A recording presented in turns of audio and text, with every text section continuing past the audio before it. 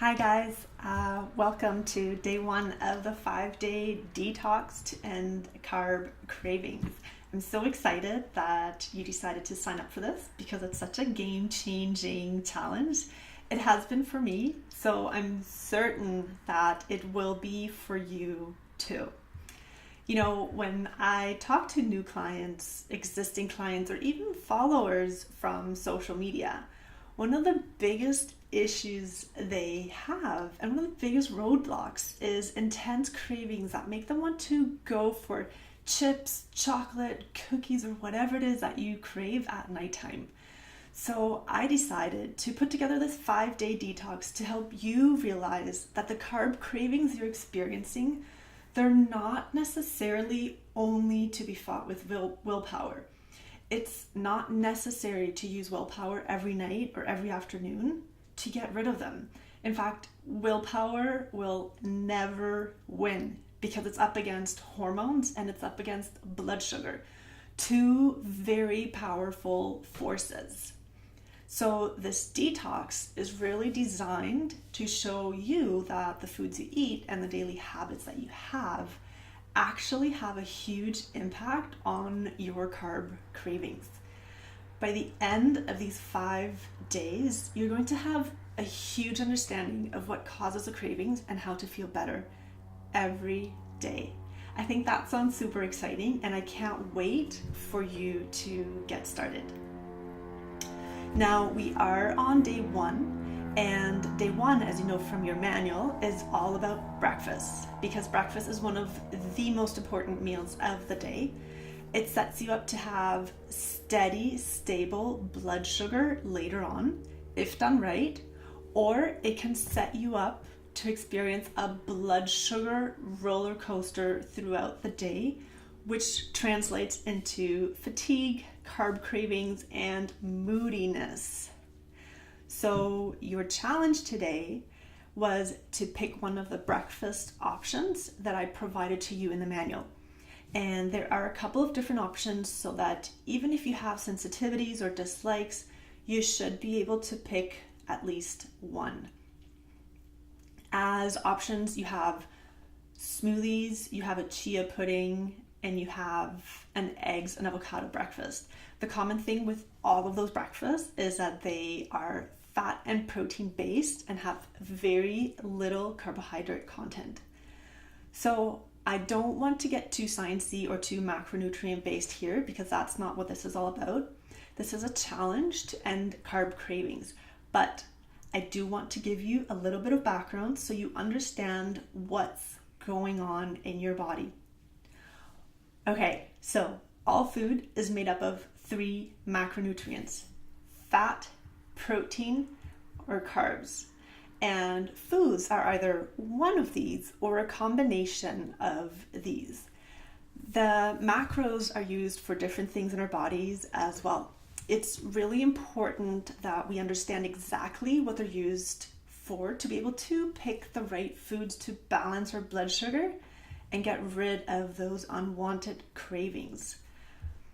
Fat is used for hormones, your brain, and it's used to make sure food is satisfying and keeps you feeling fuller longer. Protein is structural and builds your skin, your hair, your nails, your immune system, and your gut lining.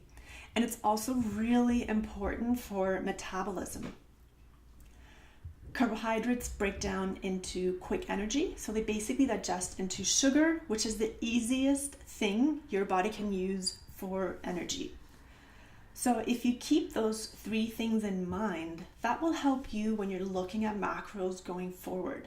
Now, there's a lot more to it than that, but as I mentioned earlier, this is not a science course, so I'm not going to go into all that right now. All right. Let's talk about how important it now is to choose your fat and your protein at breakfast, because what happens is that fat, protein, and carbohydrates digest differently, and this affects energy, blood sugar, and fat storage. So carbohydrates or carbs digest very, very quickly. They basically give you energy within 30 to 45 minutes or even less, depending on how simple the carbohydrate is.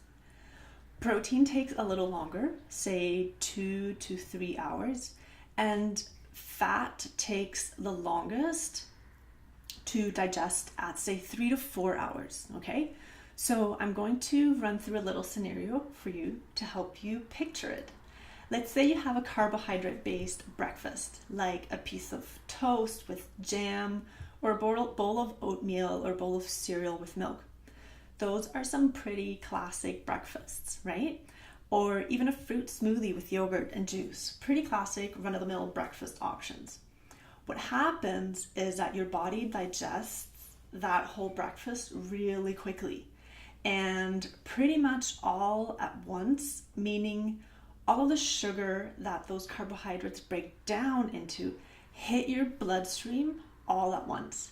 So when the carbohydrates hit your bloodstream, your body sends insulin, and insulin goes and picks up those sugars, and its job is to deliver them to the working muscles so they can be used for energy. The problem is that it's a lot of energy being delivered all at once. When all that energy is attempting delivery, the muscles are going, well, we don't really need all that energy because I'm just sitting in the car on the way to work, or I'm at my desk or reading the paper and so on. So insulin does what insulin does best, and it stores that energy as fat for you to use later. So not only have we stored that breakfast as fat, which is really annoying, but also because all of that energy, so all that sugar, was sent to the blood at once, and it was all stored at once. As a consequence, your blood sugar is now too low. This is when you feel groggy, lightheaded, tired, and cravings kick in. Now, your body is very smart and very adaptive. When you experience low blood sugar, your body, so more precisely your brain, causes you to crave the thing that's going to build your blood sugar up as quickly as possible, which is, and you guessed it, it's carbohydrates. And so then the whole process starts over again. And that's what I call the blood sugar roller coaster. If you start your day with that roller coaster, you're setting yourself up for constant crashes and carb cravings throughout the day. And it really shows itself up around 2 o'clock, where you tend to get exhausted. You want to crawl under your desk and have a nap. You're craving chocolate. You need a coffee. All of those things. So instead, what we're going to do is we're going to leave the carbs out at breakfast time. We're going to stick to fat and protein, because then we have slower digesting foods that release little bits of energy with little bits of insulin coming in and taking little bits of energy to the muscles. And then the muscles are able to use that energy because it's a manageable amount, and you never have that blood sugar dip and consequent carb craving. This is why getting a handle on your breakfast, to me, is arguably the single most important part of handling carb cravings and helping you achieve your weight loss goals. Now, I really want you to commit to doing this day 1 challenge now from today through the rest of the 5 days. Just pick one of the breakfasts that look best for you. Make some substitutions if you need to, because it doesn't have to be exact. The point is, you want to focus on good fat, and you want to focus on the protein, and you want to recognize the difference in how you feel in the afternoon. So that's it for today. Have that kick-ass breakfast. I want to hear all about it here in the Facebook group. I want you to post pictures. I want you to show me what you're making, because the more engaged you are, the more you're going to get out of this, which is so important. So that's it for today, and I can't wait to hear from you.